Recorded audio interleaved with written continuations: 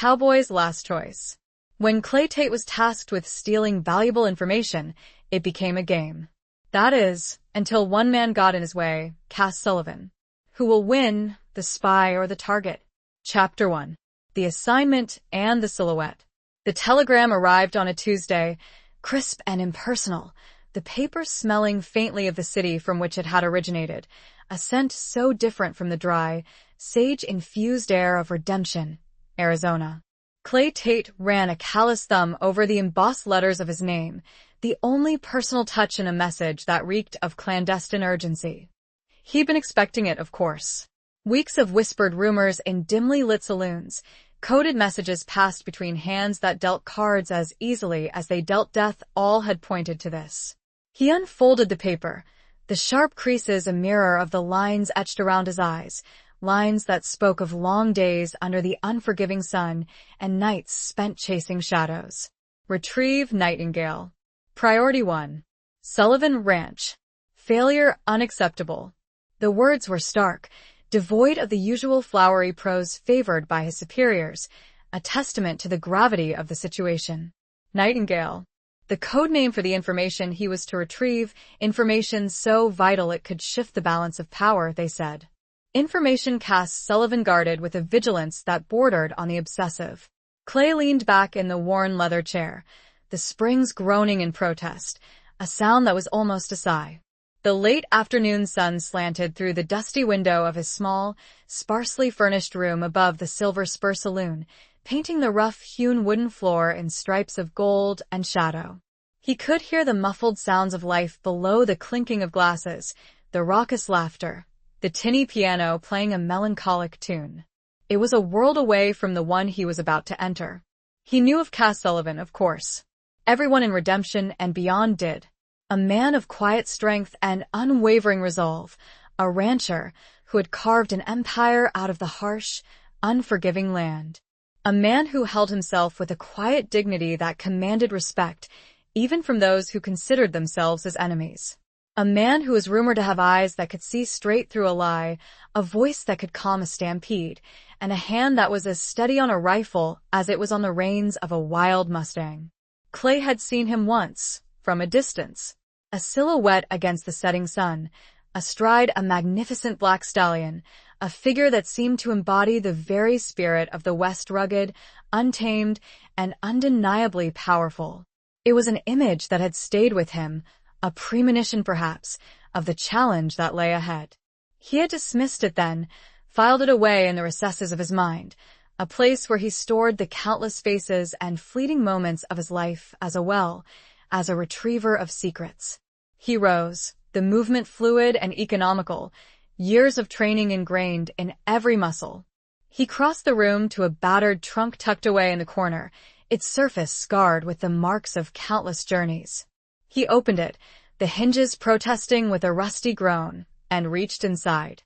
He withdrew a Colt Peacemaker, its weight familiar and comforting in his hand, the blued steel gleaming softly in the fading light.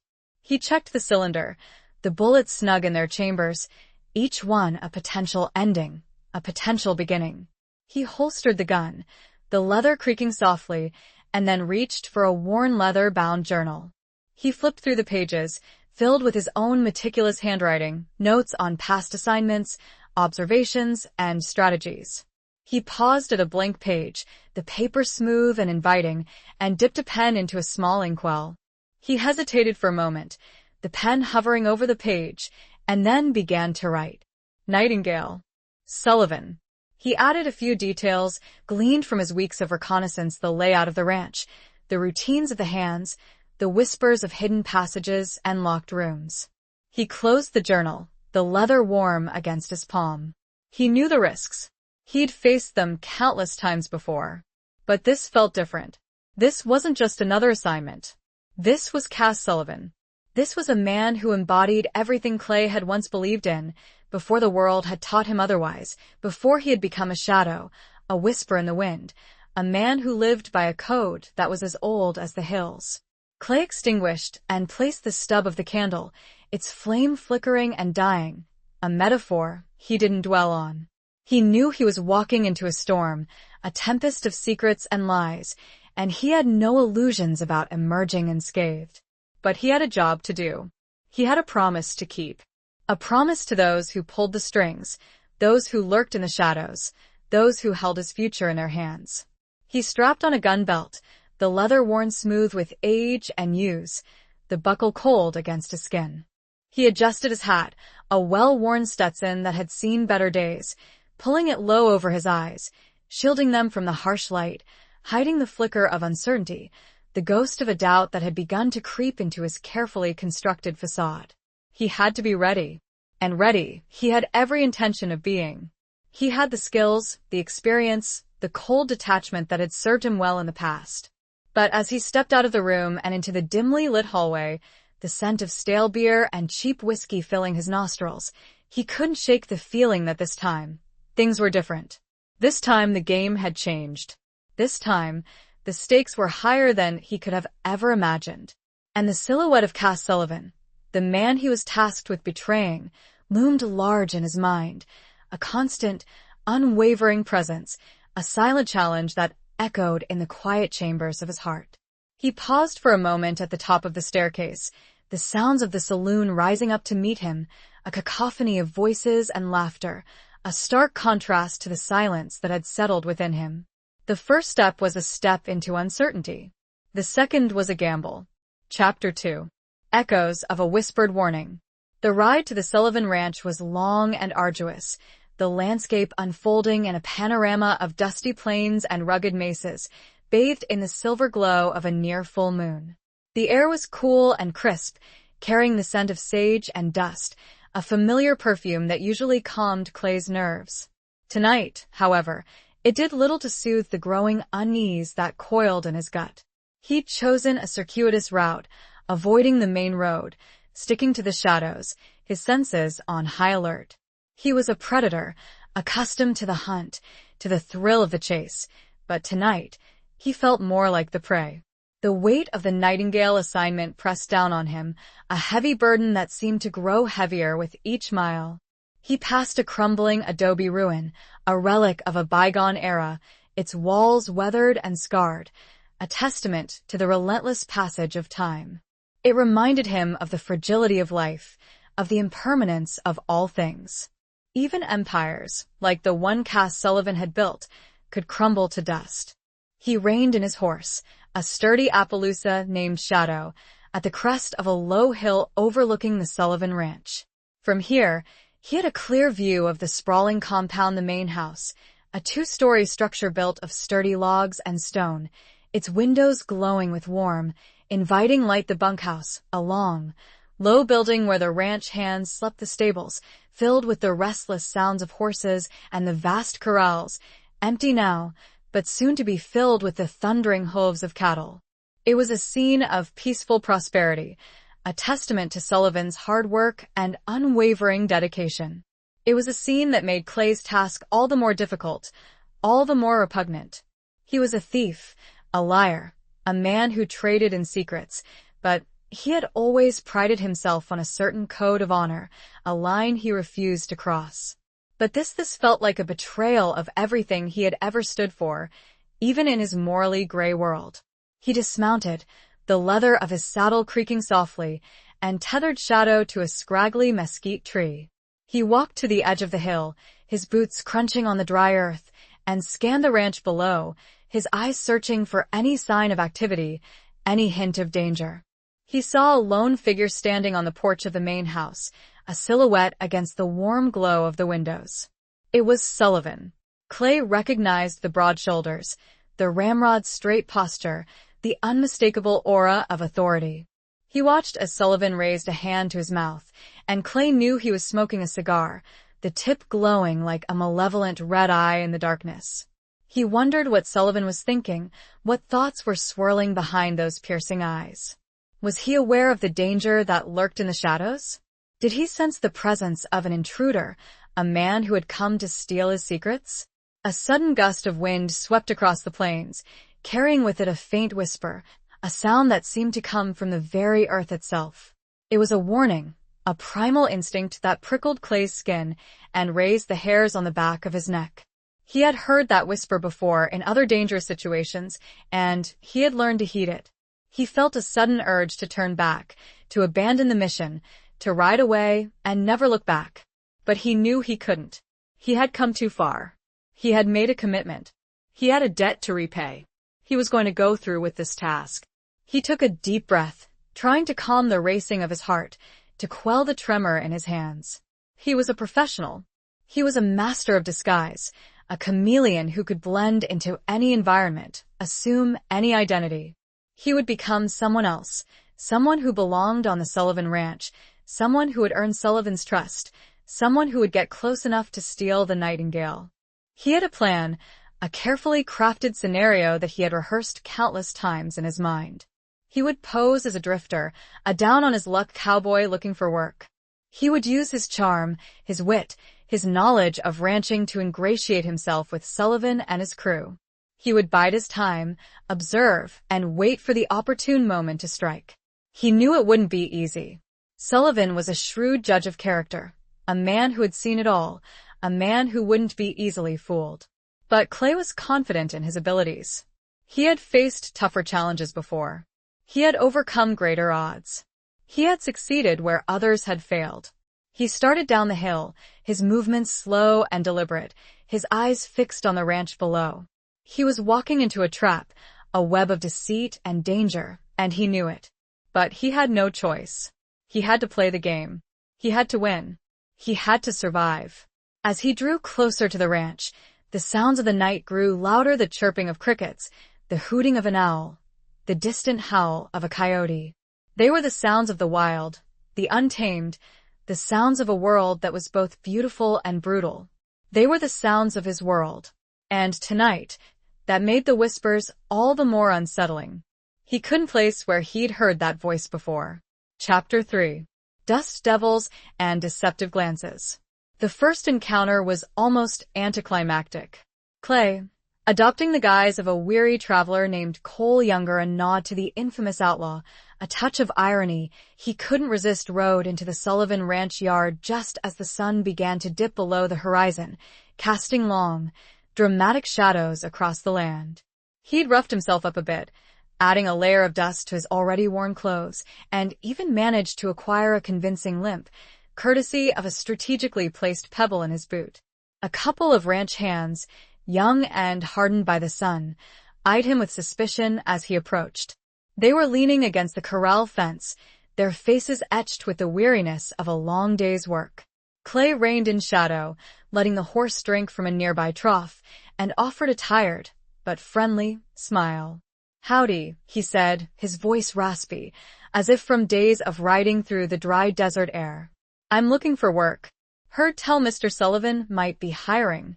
The ranch hands exchanged glances, their eyes assessing him, weighing him up. One of them, a tall, lanky fellow with a sun-bleached hat and a squint that could pierce steel, spat a stream of tobacco juice into the dust.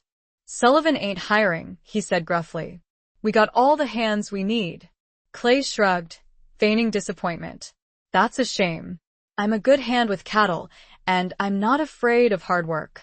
I've ridden all the way from—" He paused, as if searching for a plausible location, from Silver City. "Heard there was opportunity here." The other ranch hand, shorter and stockier, with a face that was surprisingly youthful despite the lines of hardship around his eyes, spoke up. "Silver City, huh? That's a long ride.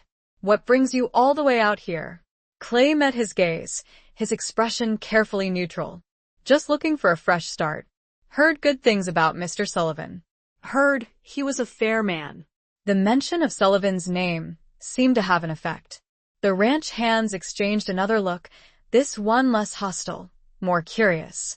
The taller one, who Clay now suspected was the foreman, nodded slowly. "Sullivan's a fair man, all right," he conceded. "But he don't take kindly to strangers, especially drifters." "I understand," Clay said, maintaining his humble demeanor. "But I'm not looking for trouble. I'm just looking for honest work. I'm willing to prove myself." Just then, the door to the main house opened, and Cass Sullivan himself emerged. He stood on the porch for a moment, silhouetted against the warm light spilling from within, his presence commanding, even from a distance. He scanned the yard, his eyes settling on Clay, and then he started walking towards them, his stride purposeful, his boots crunching on the gravel. Clay felt a jolt of adrenaline, a mixture of fear and excitement. This was it. The moment of truth. He had to play his part perfectly. He had to convince Sullivan that he was nothing more than a harmless drifter. Sullivan stopped a few feet away, his eyes, just as piercing as Clay had imagined, scrutinizing him from head to toe. They were a startling shade of blue, a stark contrast to his weathered face and dark, silver-streaked hair. They seemed to see right through him, to penetrate his carefully constructed facade. "You looking for work?" Sullivan asked, his voice deep and resonant, with a hint of a drawl that spoke of the South, of a past that was both distant and ever-present.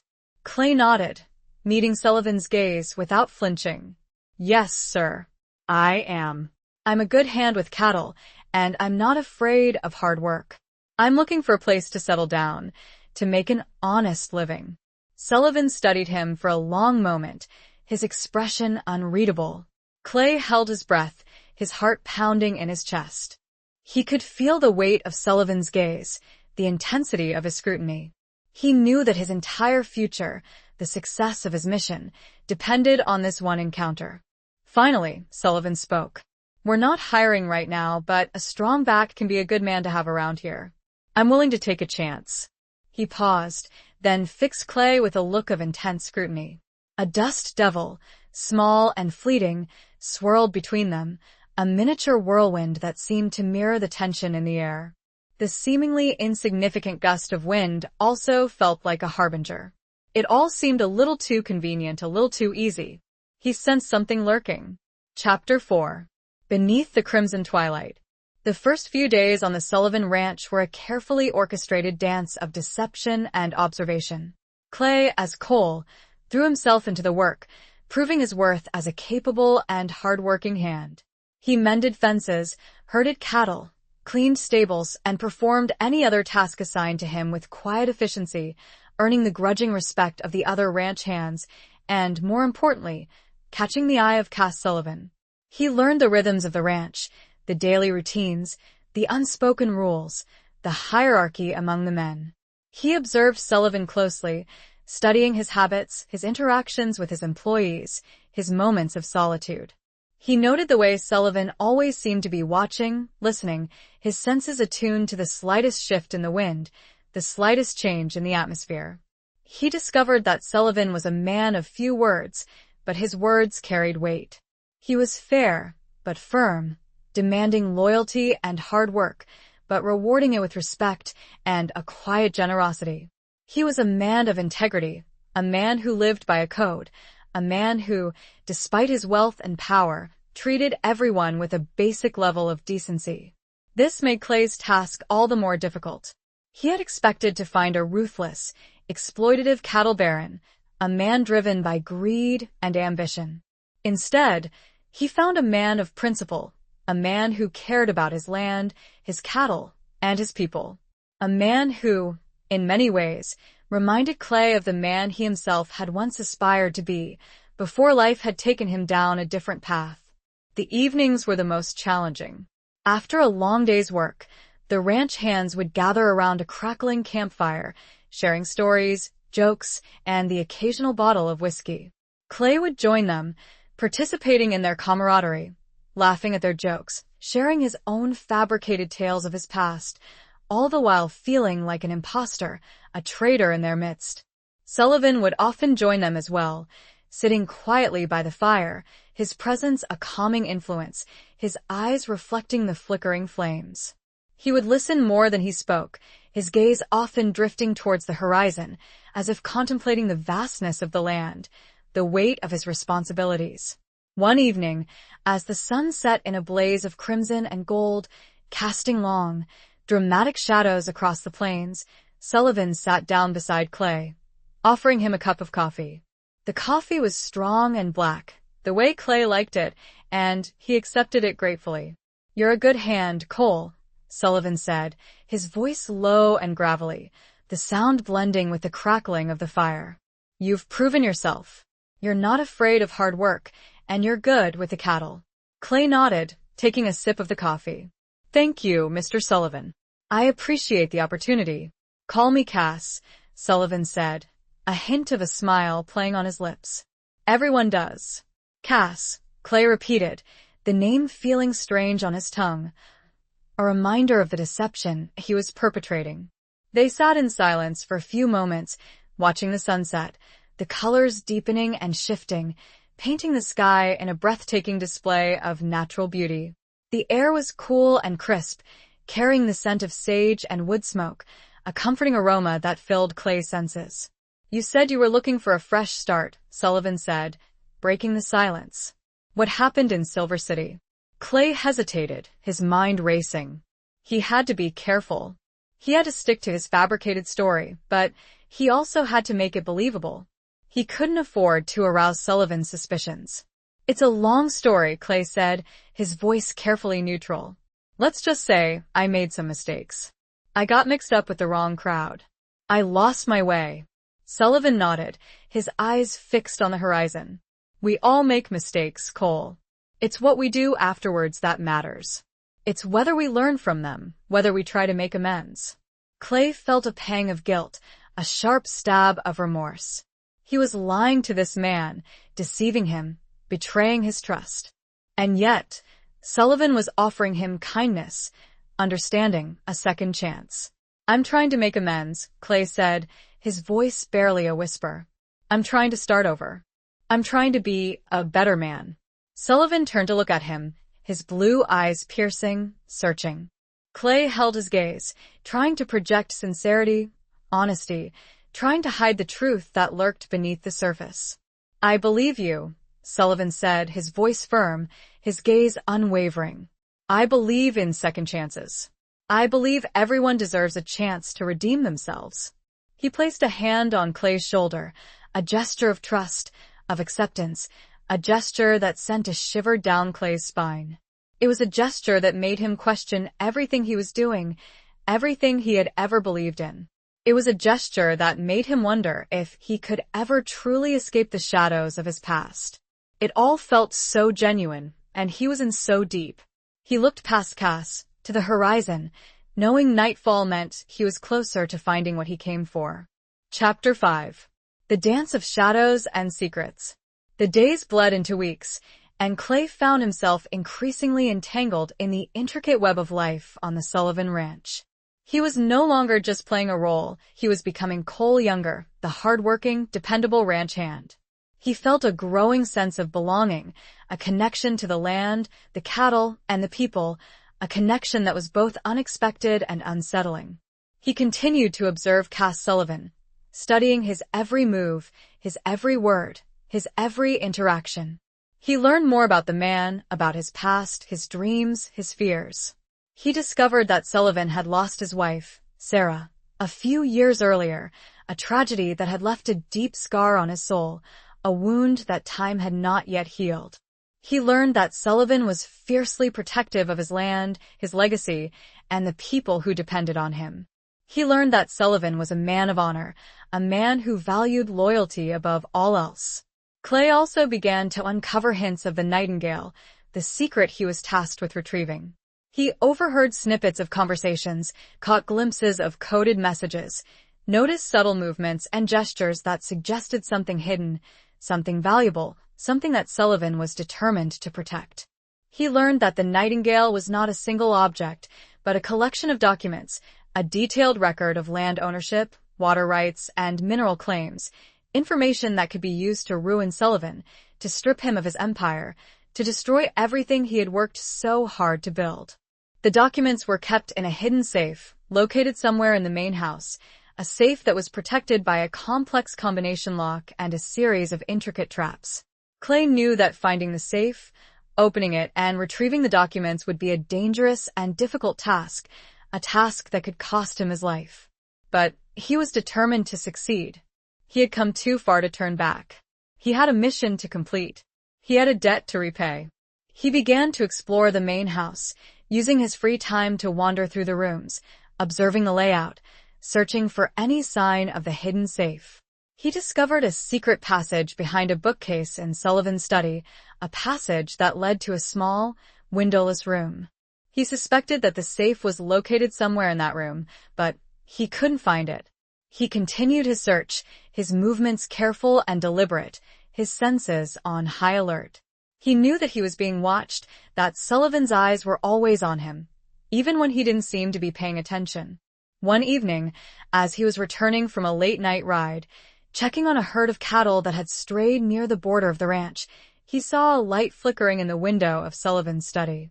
He knew that Sullivan was supposed to be away, visiting a neighboring rancher, and that he wasn't expected back until the following day.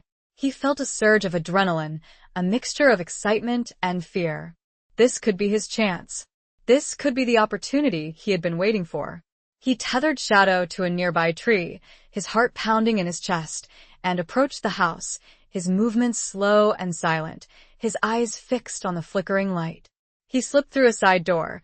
The one he had discovered was usually left unlocked, and crept along the hallway, his boots making no sound on the thick carpet. He reached the study door and paused, listening. He could hear the faint sound of movement inside, the rustling of papers, the creaking of a chair. He took a deep breath, steeling his nerves, and slowly turned the doorknob. The door opened silently, revealing the dimly lit study. A single lamp burned on Sullivan's desk, casting long, eerie shadows across the room. And there, standing in front of the bookcase, his back to the door, was Cass Sullivan. He wasn't away. He was home. And Clay had just walked in on him. The subtle creak of the floorboard beneath Clay's weight betrayed his presence. Sullivan turned, his eyes widening in surprise, his hand instinctively reaching for the gun at his hip. Chapter 6. A touch of steel and starlight. Time seemed to slow to a crawl. The space between Clay and Cass, normally filled with the mundane objects of a study books, a globe, a half-finished chess game, now crackled with an unspoken tension, a silent confrontation that was as potent as any shouted argument. Clay froze, his hand instinctively going to his own gun, but he stopped himself. Drawing his weapon would be an admission of guilt, a confirmation of Sullivan's suspicions. He had to play this carefully. He had to maintain his composure, his facade of innocence. "Cass," he said, his voice surprisingly steady, despite the racing of his heart. I didn't know you were back." Sullivan's eyes, narrowed and suspicious, didn't leave Clay's face. His hand remained near his gun, his fingers twitching slightly. The lamplight glinted off the steel of the barrel, a cold, hard reminder of the danger Clay was in.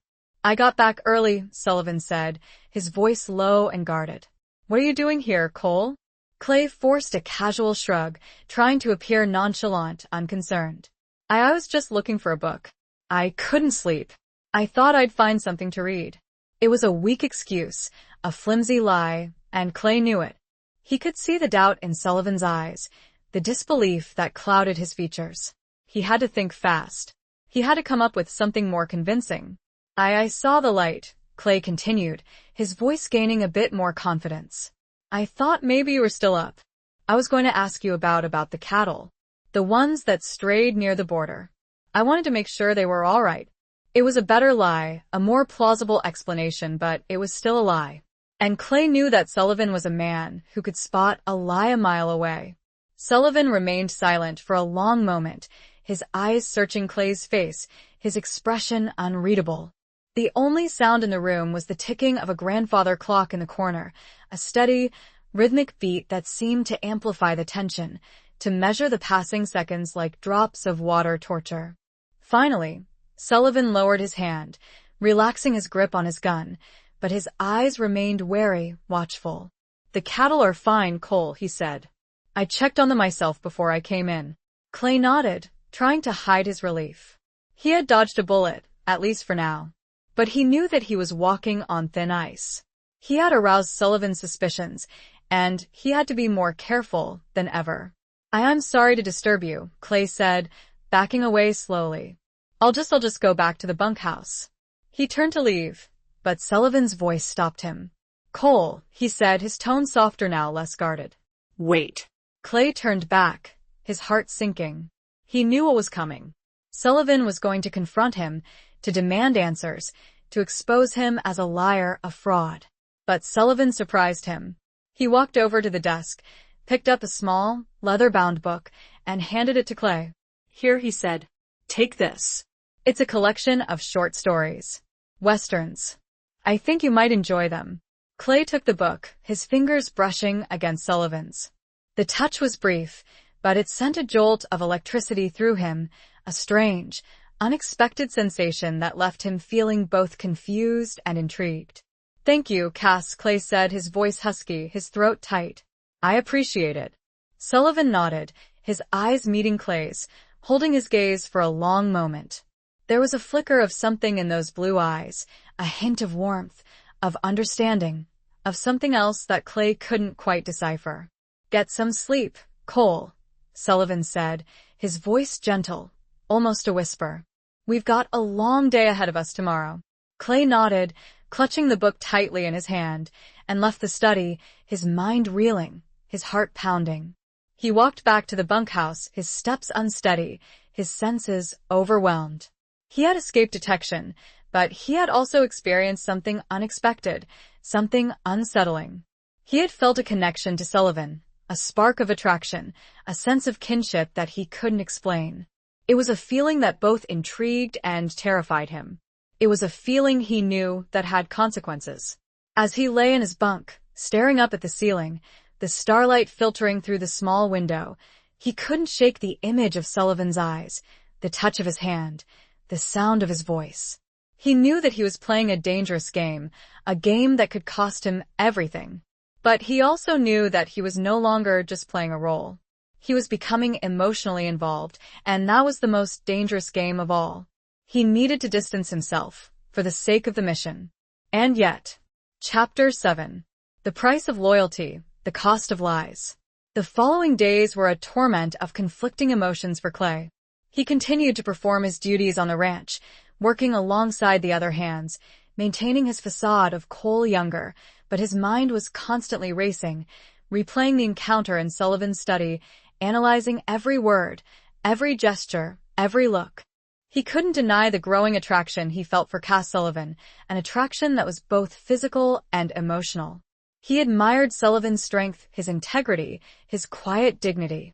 He was drawn to his intelligence, his wit, his surprisingly gentle nature. He found himself seeking out Sullivan's company, craving his conversation, his laughter, his mere presence. But he also knew that his feelings were dangerous, forbidden, a betrayal of his mission, a threat to his very survival. He was a secret agent, tasked with stealing Sullivan's secrets, with ruining him, with destroying everything he held dear.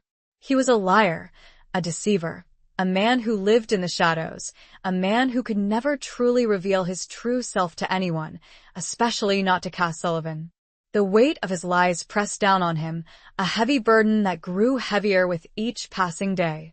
He felt a growing sense of guilt, of remorse, of self-loathing. He hated himself for deceiving Sullivan, for betraying his trust, for exploiting his kindness. He tried to distance himself from Sullivan, to avoid his company, to suppress his feelings, but it was no use. He was drawn to him like a moth to a flame, irresistibly, uncontrollably. One afternoon, as he was working in the stables, mending a broken harness, Sullivan came in, his presence filling the space, his scent of leather and horses, and something uniquely his own, filling Clay's senses. "Cole," Sullivan said, his voice soft, his eyes searching. "Can I talk to you for a moment?" Clay's heart skipped a beat. He knew this was it. Sullivan was going to confront him again, to demand answers, to expose him as a fraud. He braced himself for the inevitable, for the moment when his carefully constructed world would come crashing down around him. "Sure, Cass," Clay said, his voice surprisingly steady, despite the turmoil within him. "What's on your mind?" Sullivan leaned against a stall, his arms crossed, his expression serious, but not hostile. "I've been watching you, Cole," he said. "I've been observing you, and I've noticed a change in you." Clay felt a cold dread creep through him. He knew what Sullivan was going to say. He was going to accuse him of being a spy, a thief, a liar. I don't know what you mean," Clay stammered, his voice faltering, his facade crumbling. Sullivan shook his head, his eyes filled with a mixture of sadness and understanding. Don't play coy with me, Cole, he said. I know something's bothering you. I know you're hiding something. I can see it in your eyes. I can feel it in your touch. Clay's heart sank. He was exposed. He was finished. He had failed. Cass, he began, but he couldn't find the words. He couldn't confess. He couldn't betray his mission. He couldn't hurt Sullivan. Sullivan stepped closer, his eyes locking with Clay's, holding his gaze. Tell me, Cole, he said, his voice gentle, almost a whisper. Tell me what's troubling you. Tell me the truth. Clay was torn. He wanted to confess, to unburden himself, to reveal his true identity, to beg for Sullivan's forgiveness. But he couldn't. He was trapped. He was caught between his duty and his heart, between his loyalty to his superiors and his growing love for Cass Sullivan. I can't, Clay whispered, his voice choked with emotion. I can't tell you. Sullivan's eyes searched his, probing, questioning, pleading. Why not, Cole? He asked. Why can't you trust me? Those words, trust me, pierced Clay's heart like a knife. He was betraying Sullivan's trust, and he knew it. He was hurting him, and he knew it. He was destroying everything, and he knew it. It was a moment of revelation for both. It's not that, it is dangerous. And I cannot say more, Clay managed, his voice a ragged whisper, tears welling up in his eyes. He turned away, unable to bear Sullivan's gaze, unable to face the consequences of his actions. He felt a hand on his shoulder, a gentle touch that sent a shiver down his spine. He flinched. The silence was deafening. Chapter 8. Scars of the Past, Whispers of the Future. Sullivan's hand remained on Clay's shoulder, a silent offer of comfort, of understanding, of something more. Clay didn't turn around, didn't meet Sullivan's gaze, but he didn't pull away either. He stood there, trembling, torn between his duty and his desire, between his past and his future. Cole, Sullivan said, his voice soft, his breath warm on Clay's neck. I know you're not who you say you are. I've known it for a while now. But I also know that you're not a bad man. I see the good in you, the kindness, the compassion. I see the pain you're carrying, the secrets you're hiding. Clay finally turned, his eyes meeting Sullivan's, his face streaked with tears. He saw no accusation in those blue eyes, no anger, no judgment. He saw only concern, empathy, and a hint of something else. Something that made his heart ache with longing. I wanted to tell you, Clay whispered, his voice raw with emotion. I wanted to confess, but I couldn't. I was afraid. Afraid of what you would think of me. Afraid of what you would do. Sullivan smiled sadly, his hand gently caressing Clay's shoulder. I would never hurt you, Cole, he said. I would never betray you. I would never judge you. He paused, his eyes searching Clay's, probing deep into his soul. I know what it's like to carry secrets, he continued. I know what it's like to live with pain, with regret, with fear. I've been there.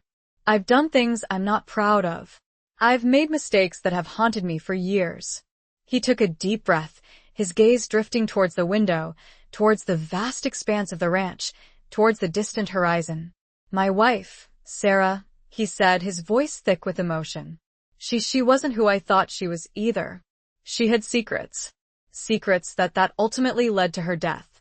Clay's eyes widened in surprise. He had heard the rumors, the whispers about Sarah Sullivan's tragic death, but he had never known the details. He had never known that she, too, had lived a life of deception. I didn't know, Clay said, his voice barely a whisper. Sullivan nodded, his eyes filled with a mixture of sadness and resignation. It's not something I talk about, he said. It's a part of my past that I've tried to bury, to forget. But it's always there, lurking in the shadows, reminding me of the price of secrets, the cost of lies. He turned back to Clay, his eyes locking with his, holding his gaze. I don't know what your secrets are, Cole, he said. But I know that they're eating you up inside. I know that they're causing you pain. And I want to help you. I want to help you heal. I want to help you find peace. Clay was overwhelmed. He had never expected this. never imagined that Sullivan would be so understanding, so forgiving, so loving. He had expected anger, condemnation, betrayal. Instead, he was being offered compassion, acceptance, and a chance at redemption. A tear slipped and fell to the floor, lost amongst the dust. I don't know what to say, Clay stammered, his voice choked with emotion. I don't deserve your kindness. I don't deserve your trust. I don't deserve you. Sullivan smiled gently, his hand cupping Clay's cheek, his thumb wiping away a tear. You deserve all of those things, Cole, he said. And more. You deserve to be happy. You deserve to be loved. You deserve to be free. He leaned in, his lips brushing against Clay's, a soft, tentative kiss that sent a shockwave through Clay's body, a jolt of electricity that ignited a fire within him. It was a kiss of hope, of promise, of a future that seemed impossible, but suddenly, tantalizingly, within reach. It wasn't his mission. It wasn't the plan. But it was what Clay wanted. Chapter 9. The Unforgiving Gaze of Truth. The kiss broke the dam. It shattered the carefully constructed walls Clay had built around his heart, releasing a torrent of emotions he had long suppressed. He clung to Sullivan, returning the kiss with a desperate fervor, his hands tangling in Sullivan's hair, his body pressed against his, seeking solace, seeking connection, seeking redemption. But the moment of bliss was short-lived. Reality crashed back in, harsh and unforgiving. Clay pulled away, his eyes wide with panic, his breath coming in ragged gasps. I can't, he whispered, his voice choked with anguish. I can't do this. I can't betray you. I can't betray my mission. Sullivan's eyes, filled with concern and a hint of hurt, searched Clay's face. What mission, Cole? He asked softly. What are you talking about? Clay hesitated, his mind racing. He was trapped. He couldn't reveal his true identity, couldn't expose his mission, without risking everything. But he couldn't continue to lie to Sullivan, couldn't continue to deceive him, couldn't continue to hurt him. He made a decision. A reckless, dangerous decision, driven by his love for Sullivan, by his desperate need for honesty, by his yearning for redemption. My name is not Cole Younger, he said, his voice trembling, his eyes locked with Sullivan's. It's Clay Tate. I'm a secret agent. I was sent here to steal something from you. Sullivan's expression didn't change. He didn't flinch, didn't show any sign of surprise, of anger, of betrayal. He simply continued to gaze at Clay, his blue eyes calm, unwavering, filled with a knowing that sent a shiver down Clay's spine. I know, Sullivan said, his voice a low murmur. I've known for a while now. Clay's jaw dropped. He stared at Sullivan, speechless, stunned, unable to comprehend what he was hearing. How did you know? He stammered. Sullivan smiled sadly, a hint of melancholy in his eyes. I told you, I've lived with secrets, he said. I know the signs. I know the look in a man's eyes when he's hiding something. I saw it in my wife. I saw it in you. He paused, his gaze drifting towards the window, towards the vast expanse of the ranch, towards the setting sun, painting the sky in hues of orange and purple. I also know about the nightingale, he continued. I know what you were sent here to steal. I know who sent you. Clay was reeling. He felt like the ground was shifting beneath his feet, like the world was turning upside down. He had underestimated Sullivan, underestimated his intelligence, his perceptiveness, his knowledge. I don't understand, Clay whispered. Why didn't you turn me in? Why didn't you have me arrested? Why didn't you kill me? Sullivan turned back to Clay, his eyes filled with a mixture of sadness and compassion. Because I saw something in you, Clay, he said. Something more than just a secret agent. I saw a good man. A man struggling with his conscience, a man trapped by his past, a man yearning for something more. I saw someone I could care for. He stepped closer, his hand reaching out to gently cup Clay's cheek. And, because I didn't want to lose you. Clay's eyes welled up with tears, tears of relief, of gratitude, of love. He had been given a second chance, a chance at redemption, a chance at happiness. A chance he didn't deserve, but one he was determined to seize with both hands. I love you, Cass, Clay whispered, his voice choked with emotion. I love you more than anything in the world. Sullivan smiled, his eyes shining with a love that mirrored Clay's own. I love you too, Clay, he said. More than you know. He leaned in and kissed him, a long, passionate kiss that sealed their bond, that promised a future together, a future free from secrets, free from lies, free from fear. A future that would be built on trust, on honesty, on love. But the looming question of the nightingale and the people who wanted it remained. They had confessed their feelings, but Clay hadn't come clean about who sent him. Chapter 10. Where Rivers of Deceit Flow. The days following their shared confessions were a fragile, tentative dance of newfound love and lingering uncertainty. Clay and Cass spent every possible moment together, exploring their feelings, sharing their pasts, dreaming of a future. They rode horses across the vast plains, worked cattle side by side, shared quiet evenings by the fire, their hands intertwined, their eyes locked in a silent communion of love and understanding. But the shadow of the nightingale still hung over them, a constant reminder of the danger that lurked, of the secrets that remained, of the forces that could tear them apart. Clay knew he had to tell Cass the whole truth, had to reveal the identity of his superiors, the nature of their plot, the extent of their reach. But he hesitated, fear gnawing at him. Fear of jeopardizing their fragile relationship, fear of losing Cass's trust, fear of the consequences that might follow. One evening, as they sat on the porch of the main house, watching the moon rise over the distant mountains, Cass turned to Clay, his eyes filled with a mixture of love and concern. Clay, he said softly, his hand gently caressing Clay's cheek.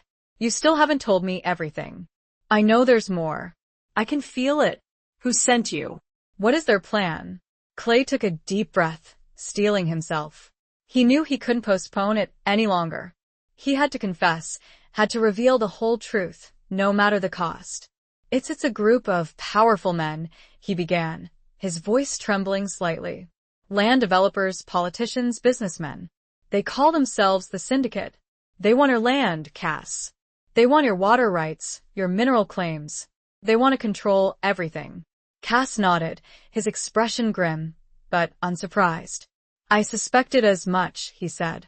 I've made enemies over the years. Powerful enemies. Men who would stop at nothing to get what they want. They have a plan, Clay continued, his voice barely a whisper. A plan to discredit you, to ruin you, to force you to sell. They have people on the inside, people you trust, people who are working against you. Cass's eyes narrowed, a flicker of anger and betrayal crossing his features. Who? He asked, his voice tight with controlled fury. Who are these traitors? Clay hesitated. This was the hardest part. He was about to betray the trust of people Cass considered friends, people he had worked with for years, people he had relied upon. It's Sheriff Thompson, Clay said, his voice choked with emotion. And your foreman, Jedediah. They're both working for the Syndicate. They've been feeding them information, sabotaging your operations, preparing the way for a takeover. Cass was silent for a long moment, his face a mask of disbelief, of pain, of betrayal. The news hit him hard, like a physical blow. He had trusted these men, had considered them loyal, had relied upon them for years. Jedediah? He finally whispered, his voice raw with anguish. I can't believe it. He's been with me for 20 years. He's like family. Clay reached out and took Cass's hand, his grip tight, reassuring. I know it's hard, Cass, he said, but it's the truth. I saw the documents. I heard the conversations. They're planning to stage a cattle rustling, to blame it on you, to use it as an excuse to seize your land. Cass closed his eyes, his body trembling with suppressed rage. He took a deep breath, trying to regain control, trying to think clearly, trying to formulate a plan.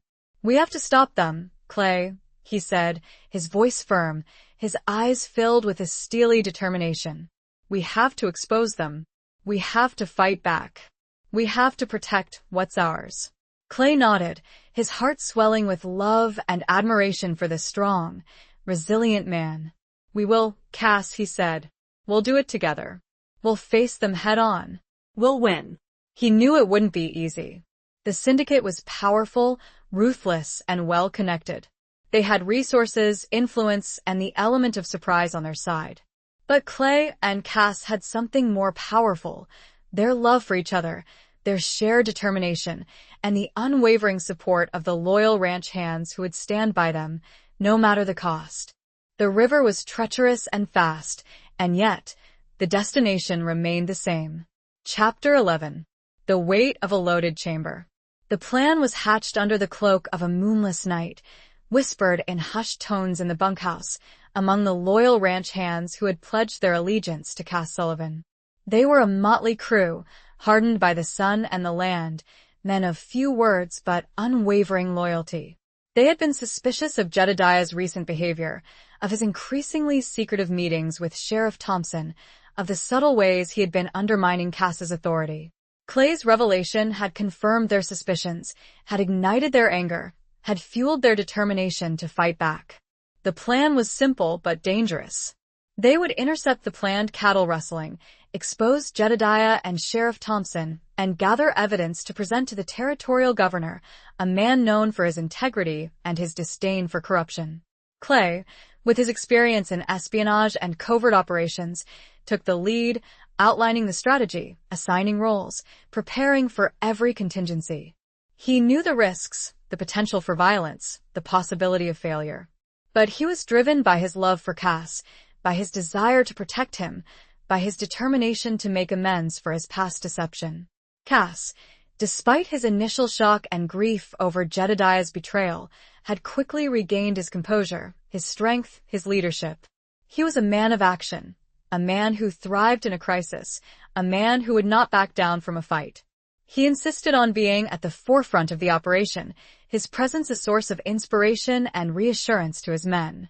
The night of the planned rustling arrived, cold and clear, the stars a brilliant tapestry across the vast, inky sky. Clay, Cass, and the loyal ranch hands rode out to the designated location, a remote canyon where a portion of the Sullivan herd had been grazing.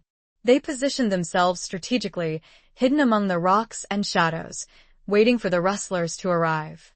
The tension was palpable, the silence broken only by the occasional snort of a horse, the hoot of an owl, the whisper of the wind. Clay felt a familiar knot of anticipation in his stomach, a mixture of fear and excitement. He had been in situations like this before, countless times, but this was different.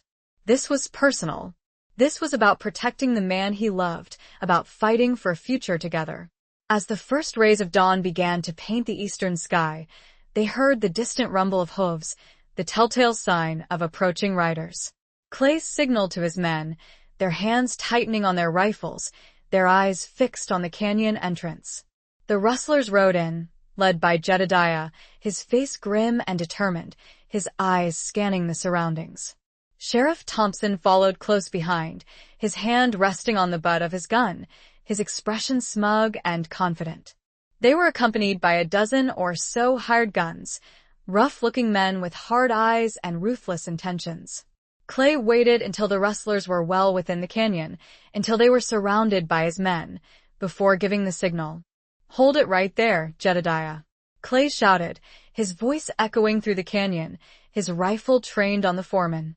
Jedediah reined in his horse, his eyes widening in surprise, his face paling. He hadn't expected this. He had underestimated Cass Sullivan, had underestimated Clay Tate. What is this?" Jedediah stammered, his voice trembling. "What's going on?" Cass rode forward, his expression cold and unforgiving. "You know what this is, Jedediah," he said, his voice low and steady. "This is the end of your betrayal. This is the end of your lies." Sheriff Thompson, realizing that they were trapped, drew his gun, firing a shot that whizzed past Clay's head.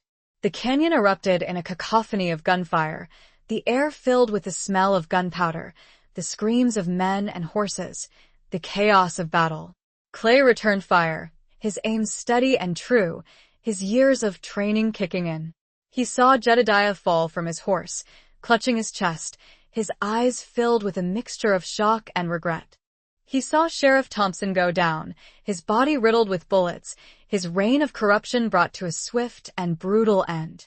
The battle was short but fierce. The loyal ranch hands, outnumbered but determined, fought with courage and skill, driving back the rustlers, forcing them to retreat in disarray. When the smoke cleared, the canyon was silent once more, the only sounds the moans of the wounded, the labored breathing of the horses. Clay quickly assessed the situation, checking on his men, tending to their injuries, ensuring that everyone was accounted for. The chamber was empty now, of rounds and deceit. But the fight was far from over. Chapter 12. Between a rock and a heart's hard place. The aftermath of the shootout was a blur of activity. The wounded were tended to, the dead were buried, and the captured rustlers were handed over to a hastily assembled posse of trustworthy townsfolk, led by the newly appointed interim sheriff, a grizzled old rancher named Hank Miller, who had a reputation for honesty and a deep respect for Cass Sullivan. Clay and Cass rode back to the ranch, their bodies weary, their minds racing, their hearts heavy with the weight of what they had just been through. They had won the battle, but the war was far from over. They had exposed Jedediah and Sheriff Thompson, but the syndicate remained, a powerful and insidious force that would not give up easily. As they reached the ranch, they were greeted by a scene of both relief and anxiety. The ranch hands who had stayed behind to protect the homestead were overjoyed to see them return, their faces etched with worry, their voices filled with questions. Clay and Cass reassured them, explaining what had happened, praising their loyalty, and promising to keep them informed. But they knew that the danger was not over, that the syndicate would likely retaliate, that they had to be prepared for anything. They spent the next few days gathering evidence, documenting the rustling, compiling a detailed report for the territorial governor. Clay, with his meticulous attention to detail and his knowledge of the syndicate's operations, was instrumental in this process, uncovering hidden documents, deciphering coded messages, piecing together the puzzle of their conspiracy. But as they worked, Clay couldn't shake the feeling of unease, the sense that something was wrong, that they were missing something. He had a nagging suspicion that there was another layer to the conspiracy, another player involved, someone even more powerful and dangerous than they had imagined. One evening, as he and Cass were poring over the evidence in Sullivan's study, Clay noticed a small, almost imperceptible detail in one of the documents, a symbol that he had seen before, a symbol that sent a chill down his spine. "Cass," he said, his voice trembling slightly. "Look at this. This symbol, I've seen it before. It's the mark of Senator Harrison." Cass's eyes widened in disbelief. Senator Harrison was a powerful and influential politician, a man known for his charm, his charisma, and his seemingly unblemished reputation. He was also a close friend of Cass's late father, a man Cass had admired and respected. "Harrison?" Cass whispered, his voice hoarse with shock. "It can't be. He was like an uncle to me. He wouldn't be involved in something like this." Clay shook his head, his heart heavy with the weight of this new revelation. "I'm sorry, Cass," he said, "but I'm sure of it. This symbol, it's his signature. He's the one behind the syndicate. He's the one who orchestrated everything." Cass was devastated. He had been betrayed by Jedediah, by Sheriff Thompson, and now, by a man he had considered a family friend, a mentor, a trusted advisor. He felt like the world was crumbling around him, like everyone he had ever trusted had turned against him. He slumped into a chair, his face buried in his hands, his body shaking with suppressed grief and anger. Clay knelt beside him, his hand reaching out to comfort him, his heart aching for the pain Cass was enduring. "I'm so sorry, Cass," Clay whispered. "I know this is hard, but we'll get through it. Together. We'll expose Harrison. We'll bring him to justice. We'll protect your land. We'll protect our future." Cass looked up, his eyes filled with tears, but also with a flicker of determination. "You're right, Clay," he said, his voice regaining its strength. "We won't let him win. We won't let him destroy everything my father built. We won't let him destroy us." He stood up, his resolve hardening, his eyes fixed on the horizon, his mind already formulating a new plan, a plan to confront Senator Harrison, to expose his treachery, to reclaim his honor, and to secure their future. He was caught between the proverbial rock and a heart's hard, loving, but just as determined place. Chapter 13. The Bitter Taste of Betrayal's Brew. The journey to the territorial capital was fraught with tension. Clay and Cass, accompanied by Hank Miller and a small contingent of loyal ranch hands, traveled in secret, avoiding the main roads, sticking to the shadows, their senses on high alert. They knew that Senator Harrison had eyes and ears everywhere, that he would stop at nothing to silence them, to prevent them from exposing his crimes. Clay, with his experience in espionage, devised a series of elaborate precautions, changing their route frequently, using coded messages, employing decoys to confuse any potential pursuers. He was determined to protect Cass, to ensure that they reached the governor safely, to present their evidence and bring Harrison to justice. But despite their efforts, they were constantly aware of the danger that lurked, of the possibility of ambush, of betrayal, of capture. The weight of their mission pressed down on them, a heavy burden that grew heavier with each mile. As they neared the capital, they received word that Harrison had learned of their approach, that he had mobilized his forces, that he was waiting for them, ready to strike. Clay knew that they were walking into a trap, that the odds were stacked against them, that their chances of success were slim. But he also knew that they couldn't turn back, that they had come too far, that they had a duty to fulfill, a promise to keep. He looked at Cass, his eyes filled with love and determination, and he knew that he would do anything to protect him, to ensure his safety, to secure their future. They arrived in the capital under the cover of darkness, slipping through the city's streets unnoticed, their horses' hooves muffled by the dirt roads, their movements silent and stealthy. They made their way to the governor's mansion, a grand, imposing structure that symbolized the power and authority of the territorial government. Clay had arranged a secret meeting with the governor, a man he knew to be honest and incorruptible, a man who would listen to their evidence and act accordingly. But as they approached the mansion, they saw that it was surrounded by Harrison's men, armed guards patrolling the grounds, their faces grim and menacing. Clay knew that they couldn't simply walk in, that they would be arrested or killed before they even reached the governor's door. He had to find another way, a secret entrance, a hidden passage, a way to circumvent Harrison's defenses. He remembered a rumor he had heard, a whisper about a secret tunnel that led from a nearby abandoned church to the governor's mansion, a tunnel that had been used during the Civil War to smuggle supplies and personnel. He decided to investigate, to see if the rumor was true, to see if it could provide them with a way in. He left Cass and the others hidden in a nearby alleyway, instructing them to stay put, to remain silent, to wait for his signal. He then made his way to the abandoned church, a crumbling, dilapidated structure that stood in the shadows, its windows boarded up, its doors locked and barred. He found a way in, a loose board in the back wall, and slipped inside, his heart pounding in his chest, his senses on high alert.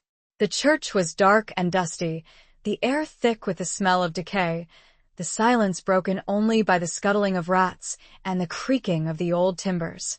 He searched the church, his eyes scanning the walls, the floor, the ceiling, looking for any sign of the secret tunnel. He finally found it, a hidden trapdoor beneath a pile of rubble, a trapdoor that led down into the darkness below. He opened the trapdoor, his heart racing, and descended into the tunnel, his boots echoing on the stone steps. The tunnel was narrow and damp, the air cold and musty, the darkness almost complete. He lit a small lantern, its flickering flame casting eerie shadows on the walls, and continued his descent, his senses on high alert, his hand resting on the butt of his gun. He knew that he was walking into the unknown, that he could be facing any number of dangers, that he could be walking into a trap. But he also knew that he had no choice, that he had to find a way to reach the governor, to expose Harrison, to save Cass, to secure their future. The taste of betrayal, like a bitter, potent brew, lingered, a stark reminder of the stakes. Chapter 14. When Trust Wears a Tarnished Badge. The tunnel twisted and turned, leading Clay deeper and deeper beneath the city, the darkness pressing in on him, the silence broken only by the drip, drip, drip of water, and the pounding of his own heart.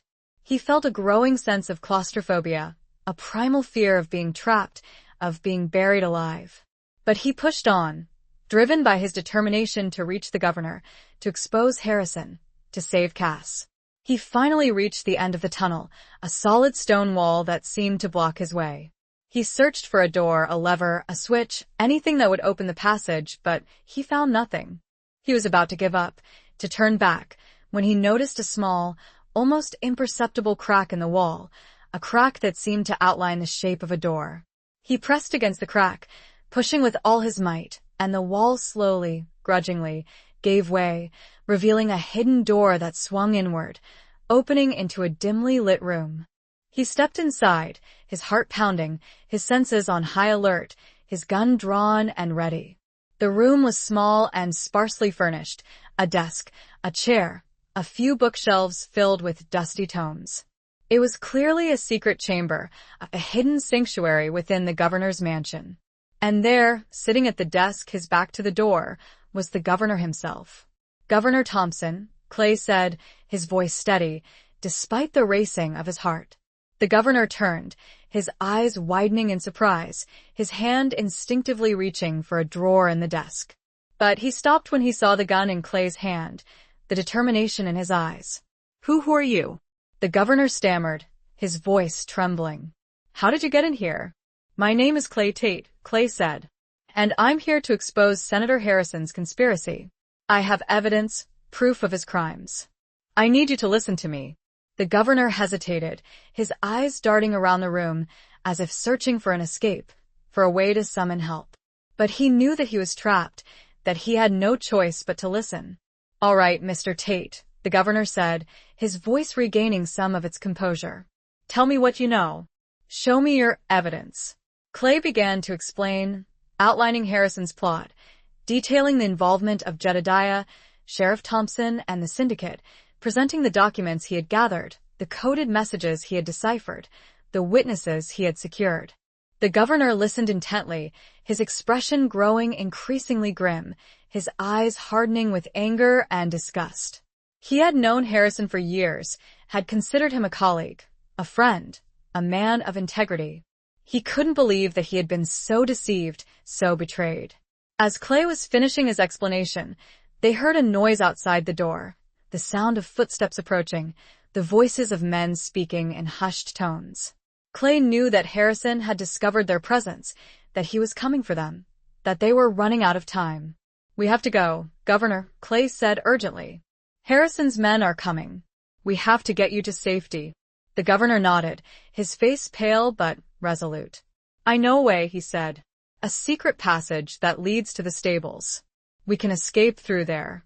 He led Clay to a hidden panel in the wall, a panel that opened to reveal another narrow tunnel, a tunnel that smelled of horses and hay. They slipped inside, closing the panel behind them, and hurried along the passage, their footsteps echoing in the darkness. They reached the stables, their hearts pounding, their senses on high alert. They saddled 2 horses, their movements quick and efficient, and rode out into the night, their escape undetected, their mission accomplished. But as they rode away from the mansion, they knew that the battle was far from over, that Harrison would not give up easily, that they would have to face him again, in a final showdown that would determine their fate, their future, their love. The badge of trust, once gleaming, now lay tarnished, a symbol of the deep betrayals that had shaken their world. Chapter 15. A Showdown Underneath the Desert Moon. The news of Governor Thompson's escape and his alliance with Clay and Cass spread like wildfire, igniting a storm of controversy and outrage in the territorial capital. Senator Harrison, exposed and cornered, lashed out like a wounded animal, using his influence and resources to denounce them as traitors, as criminals, as enemies of the state. He called for their immediate arrest, offering a substantial reward for their capture, dead or alive. But the governor, backed by Clay's evidence and the testimony of the loyal ranch hands, stood firm, issuing a warrant for Harrison's arrest, charging him with conspiracy, corruption, and attempted murder.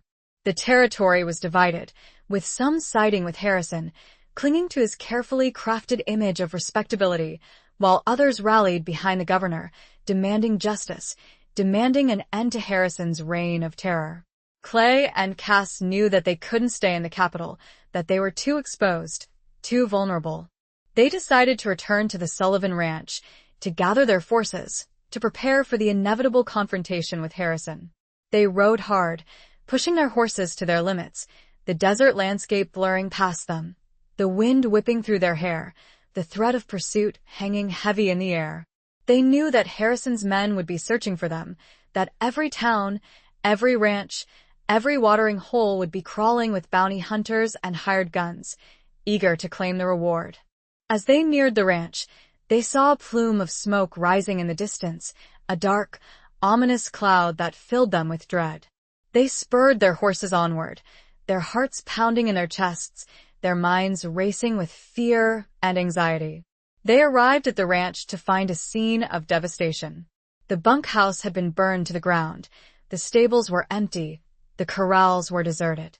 The main house, however, stood untouched, a silent sentinel amidst the destruction. They dismounted, their guns drawn, their senses on high alert. They cautiously approached the house, their boots crunching on the charred remains of the bunkhouse, the air thick with the smell of smoke and ashes. As they reached the porch, the front door opened, and a figure emerged, silhouetted against the warm glow of the interior. It was Senator Harrison. He stood there, his face a mask of arrogance and defiance, his eyes filled with a cold, hard hatred. He held a rifle in his hands, its barrel pointed directly at Cass. Well, Harrison said, his voice dripping with sarcasm. Look who finally decided to show up. The prodigal son and his pet spy.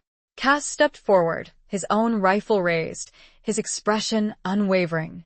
It's over, Harrison, he said, his voice low and steady. You're finished. The governor has issued a warrant for your arrest. Harrison laughed, a harsh, grating sound that echoed through the stillness of the night. The governor? He sneered. He's a weakling, a fool. He has no power. I control this territory. I control everything. Not anymore, Clay said, stepping forward to stand beside Cass, his gun trained on Harrison. Your reign of terror is over. You're going to pay for your crimes. Harrison's eyes narrowed, his gaze shifting from Cass to Clay, his hatred intensifying. You, he spat, his voice filled with venom. You're the one who ruined everything. You're the one who turned him against me. He raised his rifle, aiming it at Clay, his finger tightening on the trigger. But before he could fire, Cass shot him, the bullet striking Harrison in the chest, sending him sprawling backward, his rifle clattering to the ground. The night was filled with the sound of the gunshot, the echo reverberating through the stillness, the silence that followed broken only by the labored breathing of the two men facing each other, their love and loyalty tested, their future hanging in the balance, illuminated by the harsh, unforgiving light of the desert moon. It was a showdown that decided everything. Chapter 16. The echo of a gunshot. The silence of regret. The silence that followed the gunshot was deafening, broken only by the soft whimpers of Senator Harrison as he lay on the porch, clutching his chest, his lifeblood staining the wooden planks. Clay rushed to his side, not out of compassion, but out of a professional instinct to assess the damage, to see if the man could be saved. But it was too late. Harrison's eyes were glazed over, his breathing shallow and ragged, his pulse weak and fading. He looked up at Clay, a flicker of recognition, of regret, of something akin to understanding, passing across his face. You, he gasped, his voice barely a whisper. You loved him, didn't you? Clay didn't answer, couldn't answer. He simply stared at the dying man, his heart filled with a mixture of pity and revulsion, of sadness and relief. He had hated Harrison, had despised him for his treachery, for his cruelty, for his attempt to destroy the man he loved. But he also felt a pang of sorrow for the wasted life, for the potential that had been squandered, for the friendship that had been betrayed. Harrison's grip on Clay's arm tightened, his eyes pleading, desperate. Tell Cass I'm sorry, he whispered, his voice failing, his breath rattling in his chest. Tell him I never meant to hurt him. And then, with a final, shuddering sigh, He was gone. His body went limp, his eyes stared blankly at the sky, his life extinguished like a candle in the wind. Clay closed Harrison's eyes, his hand trembling, his heart heavy with the weight of what had just happened. He had witnessed death before, countless times, but this was different. This was personal. This was the death of a man who had once been a friend, a mentor, a father figure to the man he loved. Cass came to stand behind Clay, his arm wrapping around his waist, his body pressed against his, offering comfort, offering support, offering love. He looked down at Harrison's lifeless body, his expression unreadable, his eyes filled with a mixture of grief, anger, and a profound sense of loss. "He's gone," Clay said softly, his voice choked with emotion. Cass nodded, his grip tightening around Clay, his silence speaking volumes. He didn't need words. He understood. He felt the same mixture of emotions, the same sense of loss, the same sense of relief. They stood there for a long moment, silhouetted against the rising sun, the first rays of dawn painting the sky in hues of orange and gold, a new day breaking, a new chapter beginning. The echo of the gunshots still lingered in the air, a reminder of the violence, the betrayal, the loss that had brought them to this point. But the silence that followed was not a silence of despair, of defeat, of hopelessness. It was a silence of reflection, of acceptance, of healing. It was a silence that spoke of forgiveness, of redemption, of love. They turned and walked back into the house, their arms around each other, their steps slow and deliberate. They had faced death, had stared into the abyss, had emerged stronger, more resilient, more deeply in love. They had a long road ahead of them, a road filled with challenges, with obstacles, with uncertainties. But they would face it together, hand in hand, heart to heart, their love a beacon of hope, a guiding light, a source of strength that would see them through whatever the future held. The ranch was quiet, too quiet. And it was theirs. Chapter 17. Riding Towards a Reckoning. The days that followed Harrison's death were a whirlwind of activity.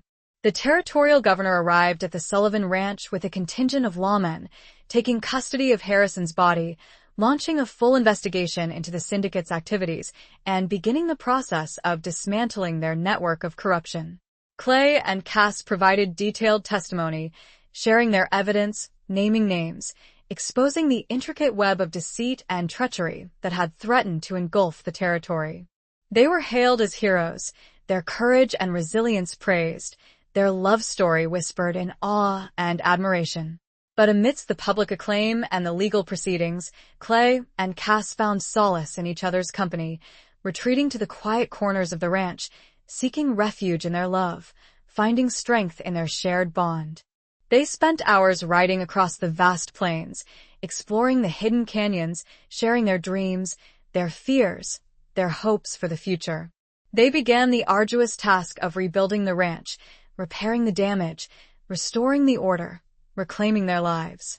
The loyal ranch hands rallied around them, their support unwavering, their dedication inspiring, their hard work a testament to their belief in Cass Sullivan and his vision. As the ranch slowly came back to life, Clay and Cass began to plan their future, a future free from secrets, free from lies, free from fear. They talked of marriage, of children, of building a life together, a life based on trust, on honesty, on love. But there was one final reckoning that Clay had to face, one final loose end that he had to tie up. He had to confront his past, had to make amends for his deception, had to sever his ties with the world of espionage that had defined his life for so long. He wrote a letter to his superiors, a letter of resignation, a letter that detailed his reasons, that explained his decision, that expressed his unwavering commitment to Cass Sullivan and their future together. He knew that it would be a risky move, that his superiors might not accept his resignation, that they might try to retaliate, to punish him for his betrayal. But he was prepared to face the consequences, to fight for his freedom, to protect the man he loved, to secure their future. He sent the letter, his hand trembling slightly, his heart pounding in his chest, but his resolve unwavering. He then waited, knowing that a response would come, that his past would catch up with him, that he would have to face one final challenge before he could truly be free. He spent his days working on the ranch, his nights in Cass's arms, his love a constant source of strength, a shield against the fear, a beacon of hope in the darkness. He knew that the reckoning was coming, that the storm was brewing, that the final confrontation was inevitable. But he was ready. He had Cass by his side, their love a fortress, their bond unbreakable, their future stretching out before them, like the vast, open plains of the West, filled with promise, with possibility, with hope. It would be a new ride, one they would take together. Chapter 18. The Thorns of Truth, the Blossoms of Hope. The response from Clay's former superiors arrived not as a bullet or a threat, but as a man. A man Clay knew well, a man named Agent Marcus Thorne, his mentor, his friend, the one who had recruited him into the shadowy world of espionage years ago. Thorne arrived at the Sullivan Ranch unannounced, riding a tired-looking horse, his face etched with weariness and a hint of sadness. He was a tall, lean man with sharp features and eyes that had seen too much, eyes that held a mixture of disappointment and understanding. Clay met him at the edge of the property, his hand resting on the butt of his gun, his body tense, his senses on high alert. He didn't know what to expect, didn't know if Thorne had come to punish him, to persuade him to return, or to offer him a way out. "Clay," Thorne said, his voice low and gravelly, his gaze unwavering. "We need to talk." Clay nodded, his expression guarded. "We do," he agreed. "But not here. Let's go somewhere private." He led Thorne to a secluded spot by a small creek, a place where they could talk without being overheard, without being seen. They dismounted, their horses grazing peacefully nearby, the sound of the water a soothing counterpoint to the tension that hung heavy in the air. "I received your letter," Thorne said, his voice devoid of emotion. "Your resignation. Your explanation." Clay met his gaze, his expression resolute. "It's not an explanation," he said. "It's the truth. I'm done with that life. I'm done with the lies, the deceit, the violence. I've found something more important. Something worth fighting for." Thorne studied him for a long moment, his eyes searching, probing. He saw the change in Clay, the strength, the determination, the love that shone in his eyes. He saw a man who had found his purpose, a man who had found his home. "I understand," Thorne said finally, a hint of a smile playing on his lips. "I always knew you were different, Clay. You had a conscience. You had a heart. You were too good for this life." He paused, his gaze drifting towards the creek, towards the setting sun, painting the sky in hues of red and orange.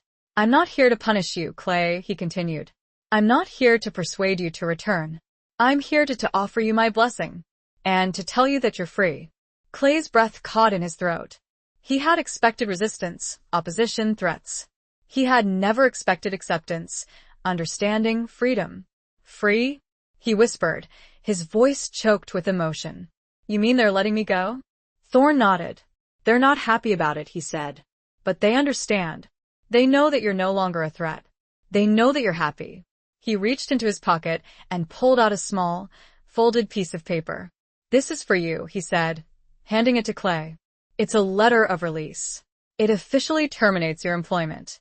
You're a free man, Clay. You can start a new life. You can be with the man you love." Clay took the letter, his hand trembling, his eyes welling up with tears. He couldn't believe it. It was over. He was free. He was finally free. He looked up at Thorne, his heart overflowing with gratitude, with relief, with love. "Thank you, Marcus," he said, his voice thick with emotion. "Thank you for everything." Thorne smiled, a genuine smile that reached his eyes, a smile that spoke of friendship, of respect, of understanding. "You don't need to thank me, Clay," he said. "You earned this. You deserve this. Be happy." He turned to leave, mounting his horse, his movements slow and deliberate. He paused, looking back at Clay, his eyes filled with a mixture of sadness and hope. "One more thing, Clay," he said. "Be careful. The world is still a dangerous place. And there are people out there who might not be as understanding as we are. And with that, he rode away, disappearing into the twilight, leaving Clay alone with his freedom, with his love, with his future. The thorns of truth had pricked, but the blossoms of hope were finally in full bloom. It was all finally coming together. Chapter 19. Unmasking the heart, unveiling the soul. With the weight of his past finally lifted, Clay felt a lightness he hadn't experienced in years. He embraced his new life with Cass, their love deepening with each passing day, their bond strengthening with every shared experience. They worked side by side, rebuilding the ranch, planning their future, their laughter echoing through the valleys, their love a beacon of hope for the entire community. The wedding was a simple, yet beautiful affair, held under the vast, open sky, with the majestic mountains as their backdrop.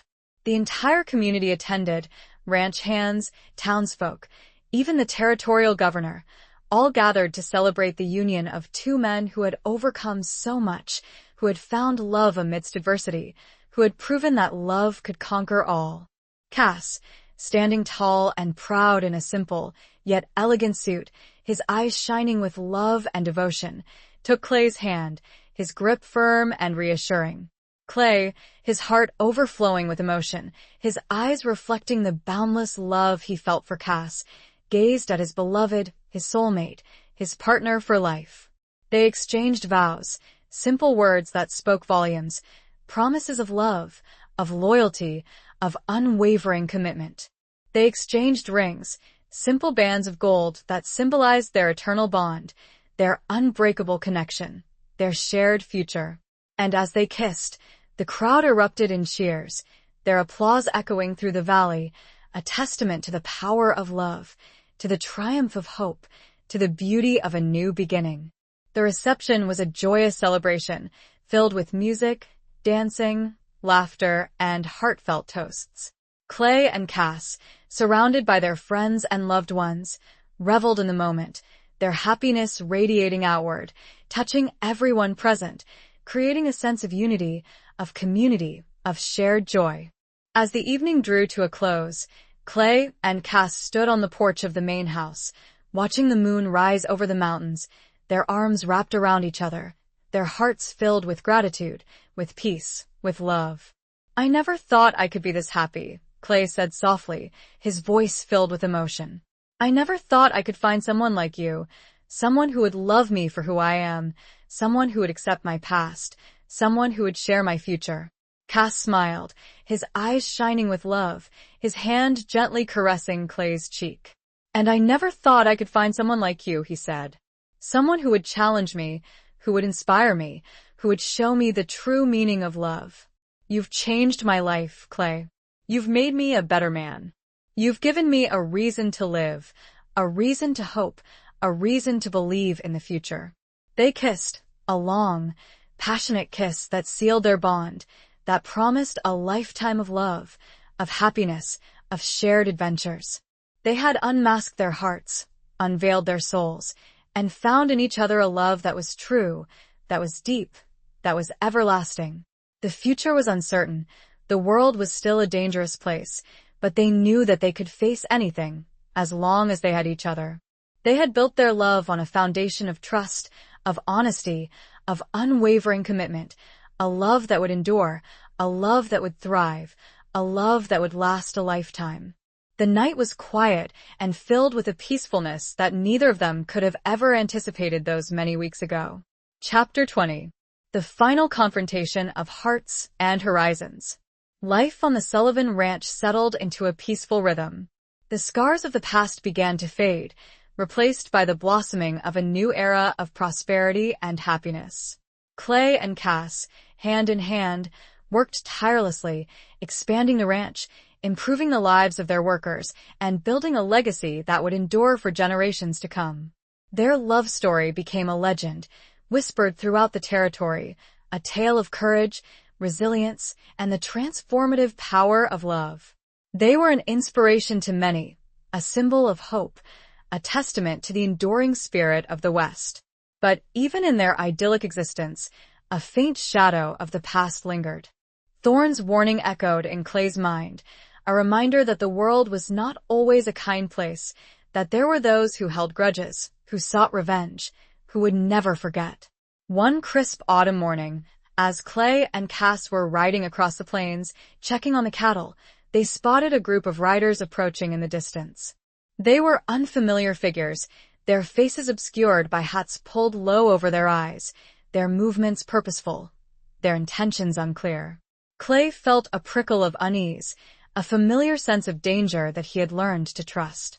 He signaled to Cass, and they reined in their horses, their hands instinctively going to their guns, their senses on high alert.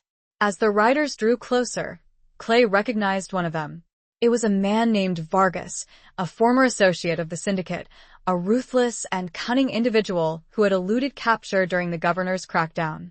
He was a loose end, a threat that had remained, a ghost from Clay's past. "Clay Tate," Vargas said, his voice cold and menacing, his eyes filled with hatred. "I've been looking for you." Clay met his gaze, his expression unwavering. "Vargas," he said, "I thought you were in jail." Vargas laughed, a harsh, grating sound that echoed through the stillness of the plains. "I have friends in high places," he said. "Friends who don't forget a betrayal. Friends who believe in an eye for an eye." He signaled to his men, and they surrounded Clay and Cass, their guns drawn, their faces grim and determined. "This is between you and me, Vargas," Clay said, his voice calm and steady. "Let Cass go. He has nothing to do with this." Vargas shook his head, a cruel smile playing on his lips. "I'm afraid that's not possible, Tate," he said. "You see, I've learned a thing or two about you. I know about your weakness. I know about your love for this rancher." He turned to Cass, his eyes filled with malice. "He's the key to your destruction, Tate," he said. "He's the reason you'll pay for your sins." Cass stepped forward, his own gun drawn, his expression defiant. "You'll have to go through me, Vargas," he said, his voice unwavering. "I won't let you hurt Clay." Vargas laughed again, his eyes gleaming with a predatory light. "That's exactly what I want you to do," he said. The air crackled with tension, the silence broken only by the snorting of the horses, the whisper of the wind, the pounding of hearts. It was a final confrontation, a showdown between the past and the present, between hate and love, between vengeance and redemption. But this time, Clay was not alone. He had Cass by his side, their love a shield, their bond unbreakable, their courage unwavering. They faced their enemies together, their eyes locked, their hands clasped, their hearts united. They were ready. They were prepared to fight for their love, for their future, for their lives. They were ready to face whatever the horizon held, together, always and forever. This last challenge, this final stand, was not an ending, but a testament to their enduring love, a final, resounding affirmation that their hearts, intertwined and unyielding, would conquer all. This time, the sun wasn't setting. It was rising on their future. Epilogue. The shootout was swift and brutal. Clay and Cass, fighting side by side, their movements synchronized, their aim true, their love a source of strength and courage, managed to overcome Vargas and his men. It was a desperate struggle, a fight for survival, a testament to their resilience and their unwavering commitment to each other. Vargas, wounded and defeated, lay on the ground, his eyes filled with a mixture of hatred and disbelief. He had underestimated Clay and Cass, had underestimated the power of their love, had underestimated the strength of their bond. You can't win," he gasped, his voice weak and fading. "There will always be others. They'll never stop." Clay looked down at him, his expression unreadable, his heart filled with a mixture of pity and resolve. "Maybe," he said, "but we'll be ready. We'll always be ready. We'll face them together. And we'll win. Because we have something they don't have. We have love. And love always wins." With those final words, the last vestiges of the past were laid to rest. The threat was extinguished, the shadow lifted, the future secured. Clay and Cass returned to the ranch, their bodies weary, their spirits soaring, their love stronger than ever. They had faced their final challenge, had overcome their final obstacle, had emerged victorious. They continued to build their life together, their ranch a testament to their hard work, their dedication, and their unwavering love. They raised a family, surrounded by love and laughter, their children inheriting their courage, their resilience, and their unwavering commitment to justice. And as the years passed, their love story became a legend, whispered throughout the territory, a tale of two men who had found each other amidst the chaos and violence of the West, who had overcome adversity, who had defied the odds, who had built a life together based on trust, on honesty, on love. They lived long and happy lives, their love a beacon of hope, a guiding light, a source of strength for all who knew them. And when their time came, they passed away peacefully, hand in hand, their souls intertwined, their love eternal. Their legacy lived on, a testament to the enduring power of love, a reminder that even in the harshest of landscapes, even in the darkest of times, love can blossom, love can thrive, love can conquer all. Their story remained, etched in the heart of the West, a timeless tale of two souls, forever bound by a love that defied the odds, a love that conquered the horizon, a love that would last in eternity. The sun set and rose each day, a quiet rhythm to their lasting love.